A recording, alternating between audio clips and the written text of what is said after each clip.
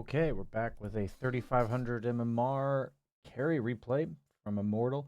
We said in our discussion, in our session, we discussed a few things such as being safe on the map, things like a whack-a-mole concept, which does get me caught out for my second death, even though it's a good play by them. Another thing from the session is the lane and using the opponent's spells as a guide to position myself and where I don't get caught out in the Lion Hex stun combo. In this lane I do well, but I don't seem to get much in CS, and I feel like we could have killed Lion once or twice. Am I supposed to be content with what I'm getting from the lane, or am I supposed to ditch it in jungle once I get Morbid Mask? I mean, when it comes to ditching lane, it's a lot about how fast your hero jungles, like how much are you getting out of the jungle when you leave. It's not a matter of like whether you could jungle, the matter of whether or not you can jungle fast, and if it's faster or more fruitful than laning. So on Faceless Void, generally speaking, you'd rather not jungle, right? Because the hero doesn't jungle very fast. Also, the idea of being fight ready was also something I'm working on. Is the play I make around 11 minutes when my lane is difficult, and on heroes like Void where my ulti can contribute, giving me kill assist, gold. There's something I can use as my resources are all high. My lane isn't really ideal and jungling seems bad.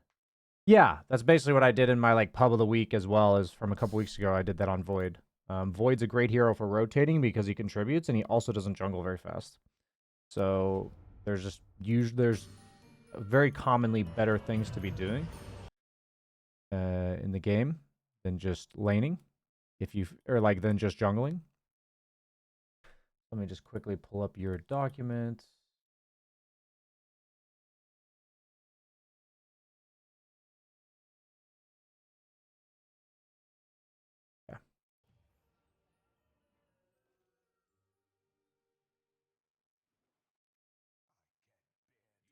We talked a lot about Luna before, which is like a very different hero than Faceless Void, obviously. Flash farmer, jungler, more of like a enter the fight later kind of hero, while Faceless Void is potentially an initiator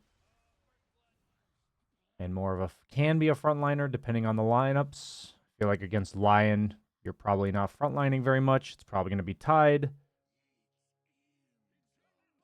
Looks like you're against Slardar Lion. Could have been Pugna, but I would probably guess Lion, especially since you said it. You said, should I just be content in lane? Let's kind of evaluate that.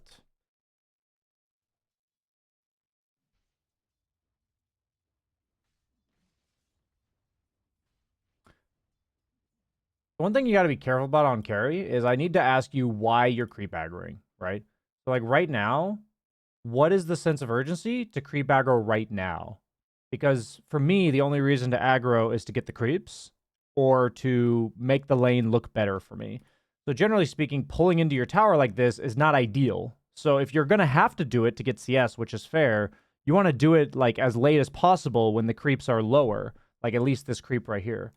So kind of just pulling into your tower unnecessarily, get you in this situation where now the lane's pushing and Lion is able to like stun you underneath your tower while you're trying to CS, which really sucks. You're going to hold the wave, but Coddle pulls. Nice little pull there that you did. That's really good. I would not time walk there. I understand that it got you a CS, but I personally would not time walk there. Because of the risk you run of like you have to play more passively basically since your time walk's on cooldown. That was a nice defensive aggro there to get away from the Lion. That was really nice. I like that you're checking the lane, seeing what they're doing with the pull. It's unfortunate that they're stacking hard camp. Coddle theoretically could be blasting that, but he doesn't have blast. Looks like he's pulling. I mean, I'd be pretty content with the lane you're in right now. Like, I think you're doing fine. You're not getting any of the range creeps. You're also not really positioning yourself in XP range of the range creeps. So what I would have done here in this exact instance, when you see this like static thing happening here, where like what I would do is I would get the range creep XP. So I'd be like right here. And then the cool thing you can do here, when what's happening is if you pull into tower, it's going to like push the wave. And if you try to go pull, then the creeps are going to block you. So what you can do is you can actually walk this over here to right here. So it's at 420. It runs into this wave. And then after you meet the waves, you then pull the camp in when these creeps are like kind of close to dying. You walk over, get the CS, and then these creeps aggro the lane creeps. So that's what I would have done here. It's like a pretty, you know, multi-layer move, but I definitely think it's good here because it effectively gives you a pull camp. And yeah, this big camp just kind of sucks. And at least you would be denying them back, which would be nice. You're kind of just getting railed by this big camp existing, to be honest. Yeah, that's a pretty nice trade for you guys. I like this aggressive play. And I feel like your overall laning's pretty good here. You've done a lot of little cool moves, and I don't feel like you're like being too fancy. Like you're doing just fundamentally good things, I feel like. I'm being a little nitpicky for the sake of it, because I can, but...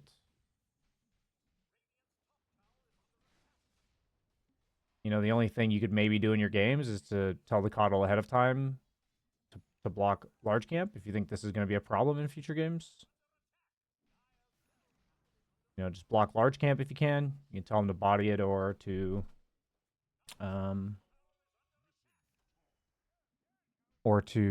ward block it.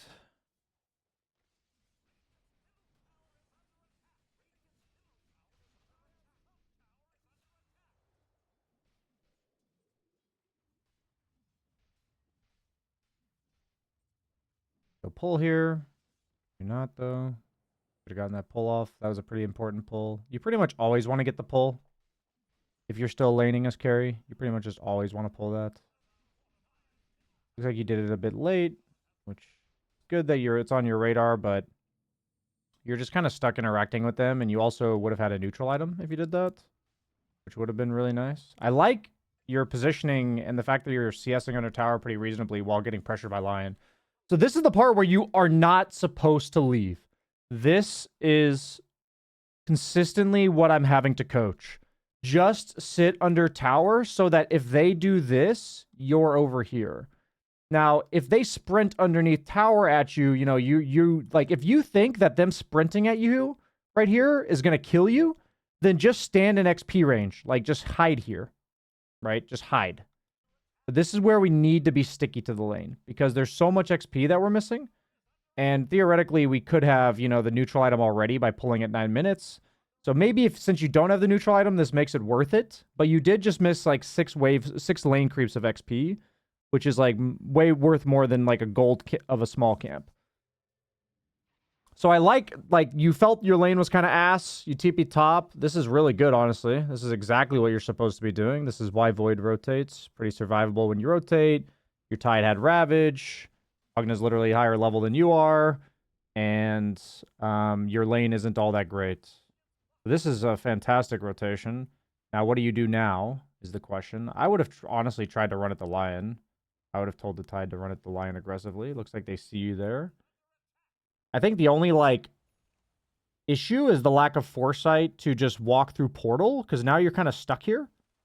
I think, you know, you TP'd because you're, like, thinking, you know, this is what you'd like to be doing, but I think if you had portaled, like, planned ahead with it, then it would have been even better. So when Tide leaves like this, it feels really awful. So we need to, like, go jungle. You know, him leaving is like, okay, our play's over now. I like that you did that, and now you're, like, considering running mid. Generally, timing mid rotations around runes is good, but hey, it worked out. I didn't think that would work, but the fissure was really well placed, and it did work out. So leaving this lane is definitely really bad. So, like, enemy mid's dead. You see 2 heroes here. You see 2 heroes here. You got to go get that next wave. The one that's right here. You don't have chrono. People are gone. This is juicy farm. That's, like, very, very rarely going to be available to you. So definitely a missed creep wave there.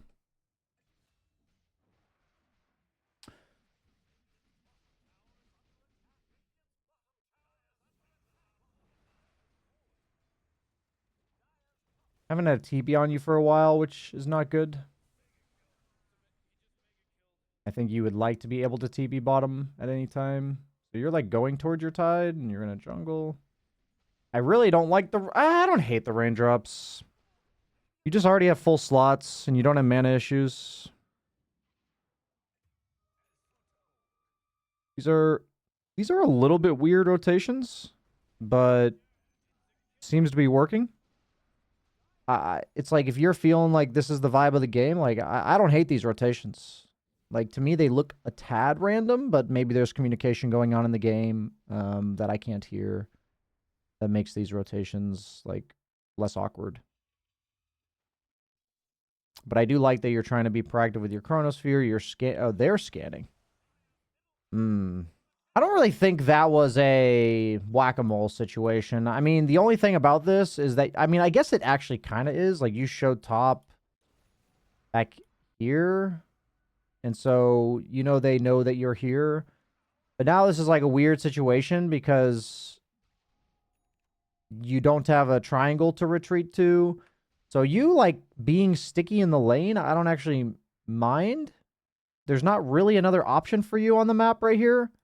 And it's not like you just blindly walked into the creep wave and thought, I'm going to live. They actually scanned you and smoke found you. I mean, honestly, like, I think you played that pretty reasonably. I think the fact that you were aware that that's like a potential whack-a-mole situation, and then you also like scanned behind the wave and then hid. I actually think that's like, that was a good play by them, but that was also a pretty damn good play by you. Like, you did pretty much all you could, I think, in a reasonable manner to avoid getting ganked there. Avoid. So this is a little bit scary since they're all respawning. I'm surprised they're not killing you here, honestly. That was terrifying that they were all respawning and missing and you just hit that wave. It's interesting that you hit the wave there, but you don't hit it at minute 13. I actually think that was a huge mistake to hit that wave. I think they should have killed you.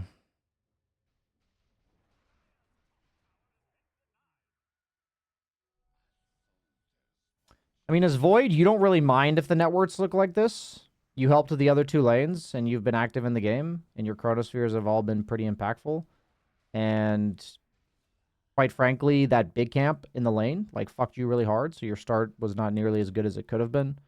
So all things considered, I think you're doing a very reasonable job here. Like, I think you're, like, I wouldn't be concerned if I was you about your net worth. You have, like, a carry-esque type mid-hero who's naturally going to get more farm the way they're playing. Like, him taking triangle is kind of why you died top there. It just kind of makes sense, like, how it affects you. You have Chronosphere again. You have Earthshaker Blink. Bottles going Ags. Sniper has full Mjolnir. So Sniper's like all damage. If I'm you right now, I'm just thinking to be playing near my team, which you're doing. I would ideally want my Sniper to be with me. I don't want to be point of contact. Ideally, our point of contact is tied. So that's what I'd be thinking right now is I want Sniper behind me or tied in front of me. Those are like the two things I'm looking for. So if Sniper's like farming over here and Tide's down here, then what I would do is call for my teammates to smoke through the gate to get to Tide. I think you guys are really like missing your strength right now, but this is just me building a formula for you of what makes these fights successful, and that just comes with who's the point of contact, who is the stuns, and who's the damage, right? So you don't mind being in front, kind of, like if you're hiding in a tree, if whoever you chrono gets killed by Sniper, right? But you also don't mind sitting right behind Tidehunter. And you being behind Tidehunter with Earthshaker and Coddle allows him to walk aggressively. So it looks like you're connecting to Tide, which this is great. It's just slow. Like, that's it. Like, this is fantastic. This is, like, exactly what I wanted you to do. I just think it could have been done literally 30 seconds ago with a smoke. So I think you've got a lot of good things going here. You're on the right track with a lot of things. Like, if we talk about this rotation at 11 minutes, it's like, if that was a through the gate rotation that was a bit planned, knowing that that's more of an instinctual option for you. Like, right now, it seems like you're kind of subconsciously making good moves. Like, your instinct is good, but rather than like, what the next step for you is to turn it into pre-planned stuff. It's like, yeah, I know that Void is generally having a rough laning stage, like past like level 6. Like he can't just sit in lane a lot of the time. And when I'm in that situation, I'll want to rotate, and I would generally prefer to gate or TP mid. I can also walk on mid depending on the situation. Like in my game, I walked on mid. Like I just did this. But, you know, there's a lot of different little permutations here, and if you like for this play was great that you combined with your Tide. The difference, only honestly, the difference I'm seeing in like my MMR to yours is just the speed and the manner at which you're making these rotations. I actually think your rotations were quite good. You were looking to pull small camp in the lane as well, like meaning there's a lot of fundamentally good things, but then it was slow. So I really think you're at the stage where we want to just concentrate on one or two of these things that you're already doing. And honestly, we just got to gather slow but sure awareness of why you're doing it, why it's good, and so that the speed at which you're doing it is faster. Because you're already doing, like, honestly, this is really good things. I mean, maybe the game is a bit easy because of how well your team did early game. So, like, maybe there is a chance it's, like, making you look better than you would normally perform. But the conceptual nature of these plays is very good. You know, I don't think you've done anything super fancy with your team fight approach because most of your Chronospheres have just been Chrono a Pugna, Chrono a Lion. I think the only real team fight approach thing that happened was down here. So I think in that capacity, this game was kind of easy for you. Like, there wasn't too much to do there. I think hitting this wave is really scary. Like, if Slardar or Storm were here, they'd just kill you, I think, with Mask of Madness on. Like, now I would hit the wave, of course, because I see them all bottom. I would love for you to actually be looking at the fight. I think that's my biggest issue here, is you're not actually looking at the fight. And you're not clearing the wave for some reason. I'm actually not sure why you're not clearing that wave. Like, you saw them all bottom. And you picked it up. You cleared this wave. I'm wondering what's going through your head to, like, not clear the next wave. So you're not looking at the fight. So you have no idea what's going on. And you're not clearing the wave. So I'm not sure what the plan is here. I think you're farming or walking away from waves too much. Maybe you're thinking like mid lane is more valuable, but like in general, just take the wave that you're right next to. Don't overthink it. The only time when we don't take the wave we're right next to is if they're all missing. So maybe you're like overcompensating the whack-a-mole thing, but the whack-a-mole thing only applies when you are afraid of them based on their positioning on the map or whether or not they're showing and stuff like this.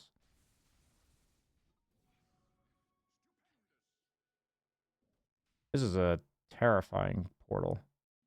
Maybe you had this gut instinct that they're top.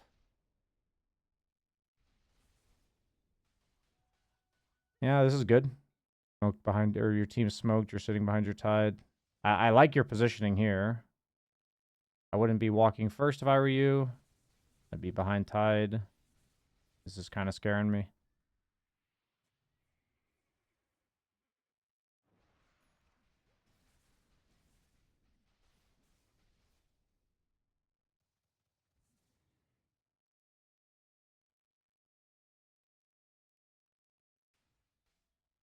Is this party queue? This looks pretty coordinated. No, it's not. Wow. Just a high quality pub, it looks like.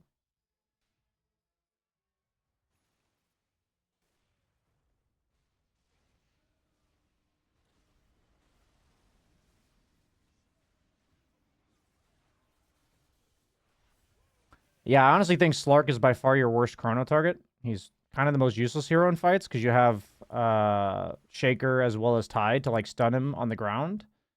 So if I'm you, I would want... If I think they're here, then your positioning is good. If I think they're here, then you'd want to be here. And my thought for you is that you need to protect the sniper. That's like my thought with your chrono. So it looks like you were trying to get the Slardar, which is reasonable. Like, I can see how it like barely missed because he blinked out. But I'm just letting you know that like I would be basically... Tide is your literal anchor in terms of where the fight is going to start, but your sniper is where your focal point needs to be because they're going to jump your sniper, right? Like, that's their number one prerogative. So I also think he's out of position, generally speaking, but Just something to think about. It's pretty close though, meaning like you almost got the Slardar. He blinked like right before you chronoed him.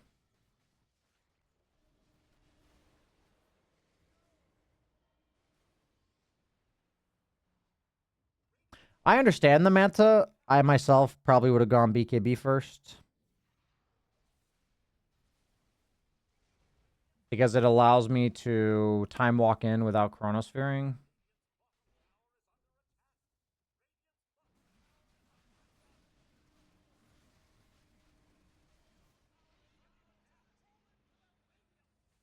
I think Manta into Mjolnir would have been fine.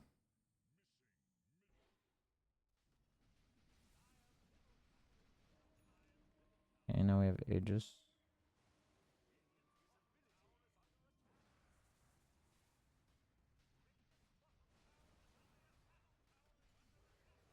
Yeah, so your focus is on the wrong part of the fight.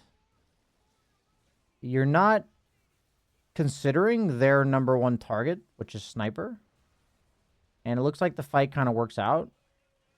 But I think you're underestimating what they're going to... Like, you're not reading correctly what they're going to do. So, I honestly, I think there's a lot of things you are doing correctly.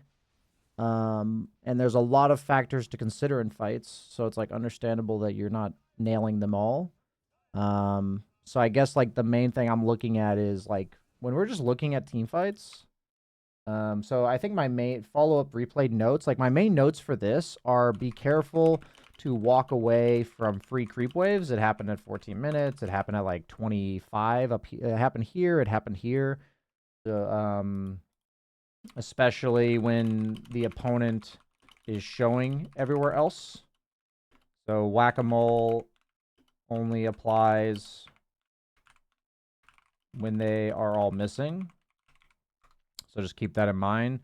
And then for team fights, it's who is point of contact for your team, who on your team is their best target, and who on their team is your best target.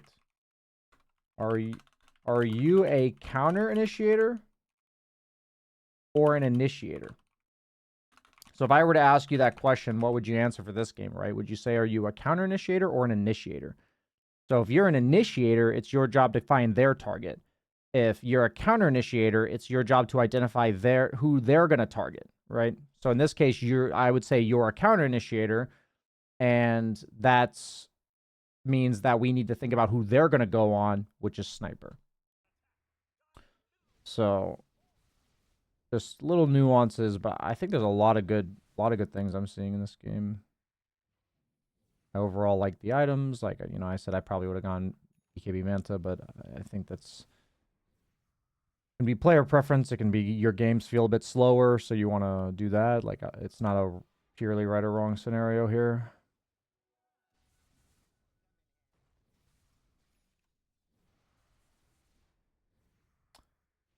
Where are you going exactly? You're gonna... I definitely hate that you're not with your team. Like this, I understand you're trying to finish your item, I guess, so. Yeah, I really don't like that your team's not together.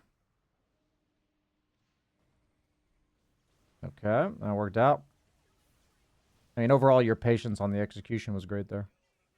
Yeah, it looks like the game's kind of over from there. Cool. So, honestly, a lot of good things. I think it's just speeding up. I'll just say focus on keeping consistent with the good things. A lot is a matter of your speed. Okay.